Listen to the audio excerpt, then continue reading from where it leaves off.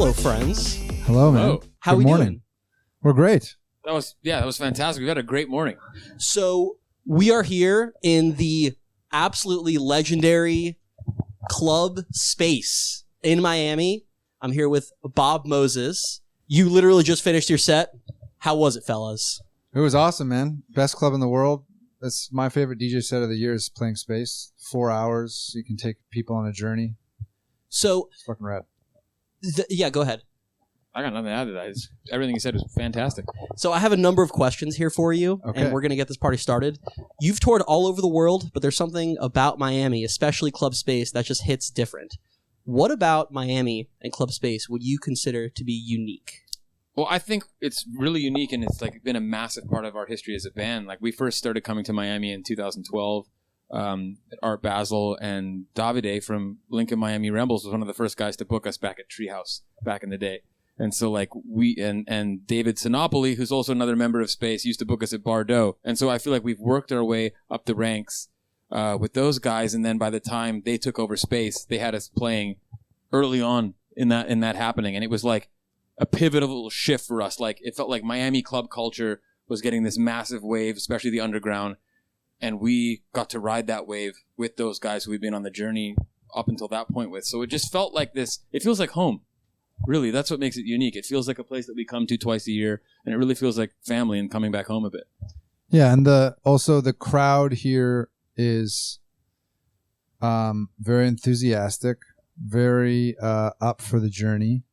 We play longer here than we are used to playing. I know it's standard for DJs to play, longer here, but for us that's a rarity. We usually play like 2 hours tops, so playing 4 hours really like helps us kind of relax into it and like get in the vibe in a way that we don't get anywhere else. And I don't know whether it's the Latin flavor or the just like the mixing of cultures that Miami has, but there's just something about the people that are really like warm, welcoming, and the vibe is just always awesome. I remember Bardau and Treehouse very well. Oh, you were there. Yeah. I was there. No, I remember these places. So those venues definitely have a different vibe than Space. Would you say that playing at places like Treehouse and Bardau set you up to play at places like Space? Yeah, or Space in general? I think playing at Bardau and Treehouse, the thing is that when that crowd sort of migrated over here at one point, like Space, when I first came to Miami in 2008 for WMC, like Space was like the real crazy afters, and it had a legendary reputation even then. And I think that this sort of second wave, I would call it, that's happened is the audiences from those shows at Bardau and Treehouse, they got larger and they migrated over here. And so what you have is this extremely patient audience that really will take the risks that you make with you. And so like there's not that many places in the world where you can play a record that's maybe 6 minutes long and it goes on a bit of a journey. And as a DJ, you're like, oh, I don't know how this is going to go. And it either goes well and it doesn't, but Space allows you to make up for it on the next record. And that's really what the journey of a DJ set is. It can't just be high to high to high to high for 4 hours. It doesn't work like that. Like you have to go on a journey. And so I think that culture started in Treehouse and sort of Bardau and then migrated over here. And it's amazing. Is that what you meant by second wave? Yeah, because Space was, they had different owners, and it was I think known for a different thing back in the day, like more tech housey. Obviously, I think back in the day you had like Carl Cox playing here and stuff like that. So it's sort of, this post EDM boom of like whatever the thing that we're a part of, musically. That is now sort of what's featured at Space heavily, like this next wave of dance music producers and DJs.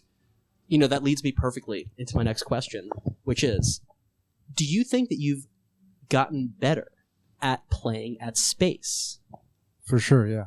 Can you explain a little bit? Because I feel like playing at a place like this, it's almost like a muscle that you have to develop. Totally. I remember the first time we even played for 4 hours. We played for the first few times we played for a couple hours, and then we eventually went to 4 hours. And so like this time feels like, it's like you use the muscle metaphor, like going to the gym. When you first go to the gym, it hurts, and then once you are going to the gym more often, it hurts less, but you're more used to it, so it's like, I think you get used to using those muscles, and it's the same thing with playing space.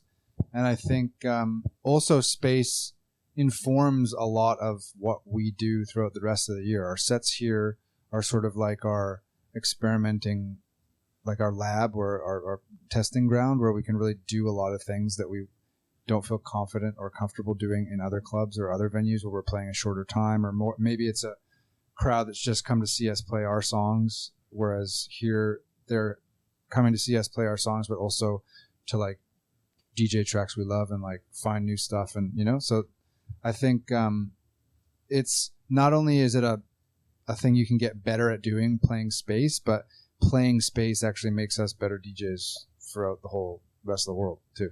I think that what you're saying really speaks to the audience at Space.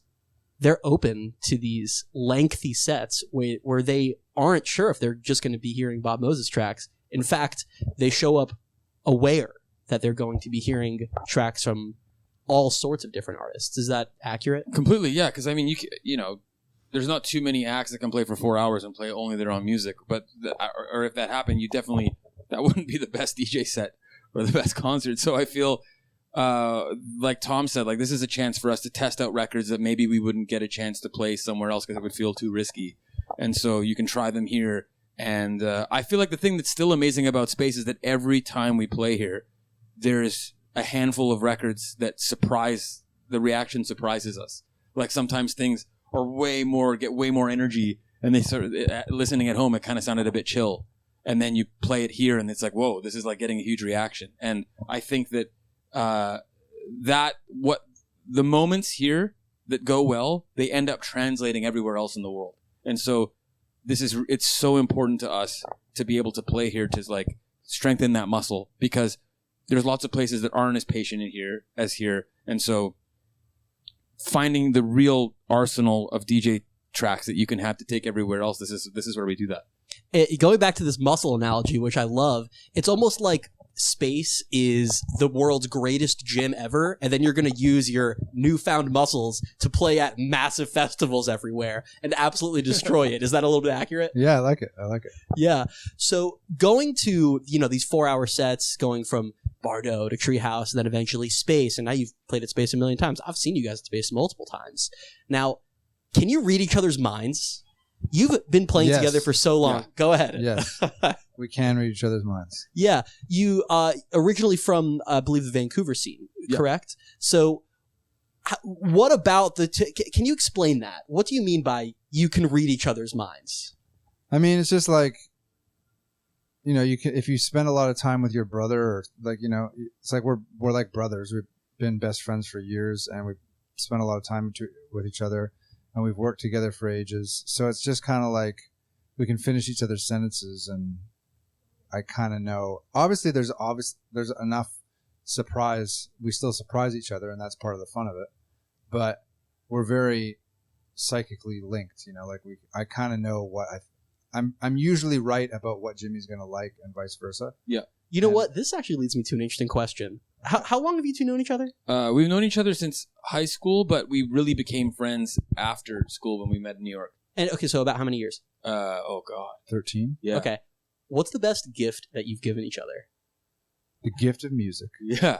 No, honestly, I mean, we don't get each other gifts. I don't know. Maybe for someone's birthday.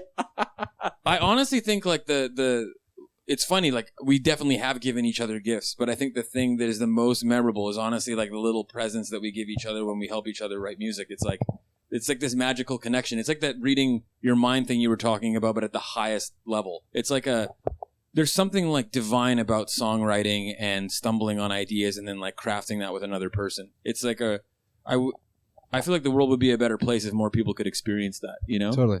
I would say this sounds corny, but like the best gift we've given each other, or Jimmy's given me, is like, Bob Moses is how I like realized my dream of like being a successful musician. So I would say Jimmy gave me that because he's the other part of Bob Moses. So. Yeah. I love that. Yeah. So that's interesting. I understand that it's an act, like a dream being actualized. when you were first getting things together, what was the most surreal moment that you realized, oh my gosh, this is actually happening? Yeah, we had an aha moment, which feels crazy, but it's true. We were in New York. We started working together, and we were just trying to write really good songs with cool production, and we didn't know what that meant. And so we tried to, a whole bunch of different styles and things like that, and it wasn't really clicking. And it wasn't until we started working with our friends that started the label Scissor and Thread, which is Francis Harris. We started writing songs over his beats and going to these New York underground raves, and being really inspired by what they were playing, and then going back during the week and trying to write songs over these grooves and beats. And we still weren't sure like how to do it. And it wasn't until we played this like now legendary place called the Marcy Hotel in New York, and Tom went and did a guest vocal with Frank and Tony, who were playing, and he was singing the songs that we had written live, and the crowd like went nuts, just like live vocals in the DJ booth, because at that time no one was really doing it. Can I have a year on this? This is 2011. Yeah, 2011. And also it was like a tiny room. It's like the room was like a bit bigger than this, I mean, obviously maybe two or three times the size of this. So well, when you say this, do you mean this green room or this green room? Oh my gosh! Like literally like 90 people fit in Yeah, it, it was like- but it like sweaty, yeah, it was like a proper party, Yeah. Now, going to you producing great music with great production, now you have over a decade of doing this. I've dabbled a little bit on Ableton, and I just want to know, does it start with a melody? Does it start with a vocal? Does it start with some sort of percussive loop? How exactly does a song start, and how long would you say that it takes to finish, not including mixing and mastering? Well, all of the above. So it can start with a groove. It can start with a melody. It could start as just a song like on the piano or guitar. Usually ideas come in like little bits, so you might have like a cool groove with some cool pads playing some cool chords, and then like maybe a little melody idea if you're lucky, and then that's kind of how it starts, and then you got to build from there. And then they can take, I mean, this is not always true, but most of the time the best songs come like that, like they come in a few hours, or at least the core idea does, and then you refine. Lyrics sometimes take longer. But then some songs, we will work on, and then we'll park in the vault for like a year and a half because we can't crack it. And then a year and a half later, we'll take it out and work on it again. And then maybe the lyrics, like, one song we wrote the lyrics 7 times, rewrote them 7 times. That was horrible. Is there a particular track that you're thinking of that was in the vault for a year and a half and then you released it? Love Brand New, like the single off our last album that ended up like, being a big radio track, that we had that just sitting there for a long time because we didn't know when the right point to put it out was. So I think it's like usually all the ideas that we end up keeping, the actual song part of it tends to come quick. There's something about the subconscious act of writing music that when it happens quickly and flows out of you, that's usually your best work.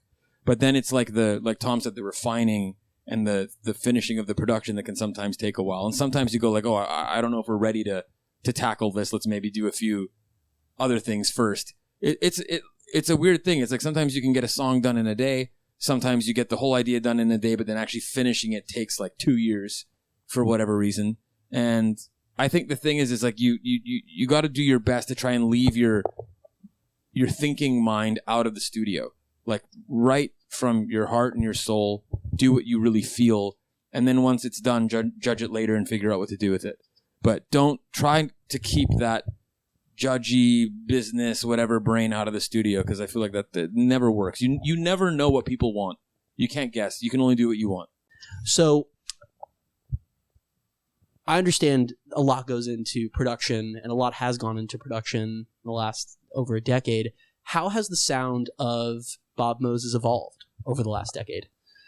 Well, I mean, like Jimmy said, we kind of started really enveloped in this Frank and Tony Scissor and Thread sound, which is kind of how we got our first few records. And then we just kind of kept evolving from there with what we were liking in dance music culture at the time, like certain underground sounds that we liked, and trying to push the envelope with songwriting.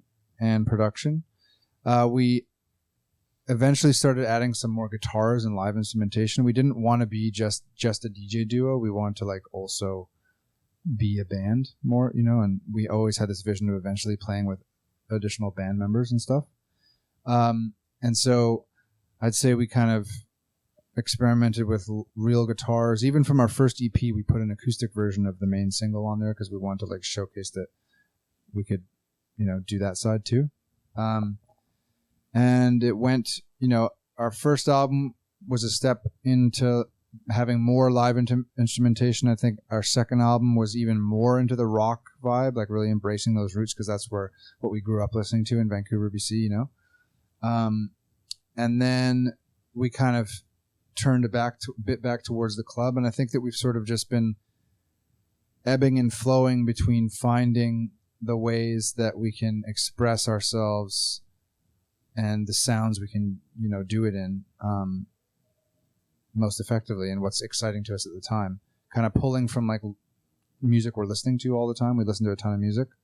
And then also just what your natural voice does, I think one of the biggest changes too is like it's gotten faster.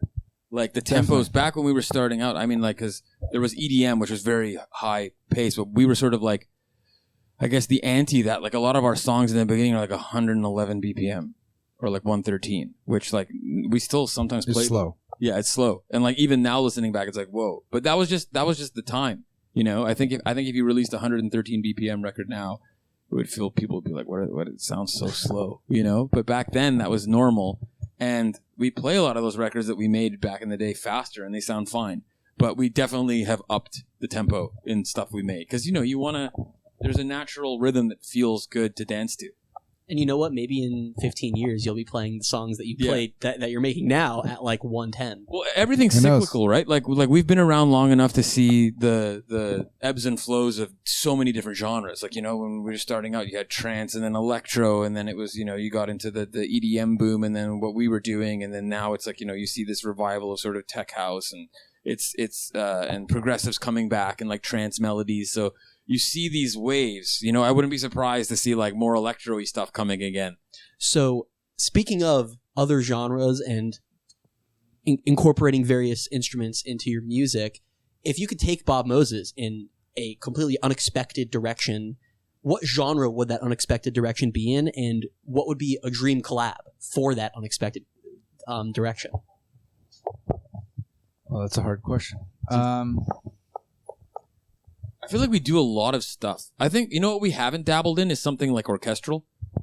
Like we write like ballady songs, and to do something with like real strings and like work with like a symphony.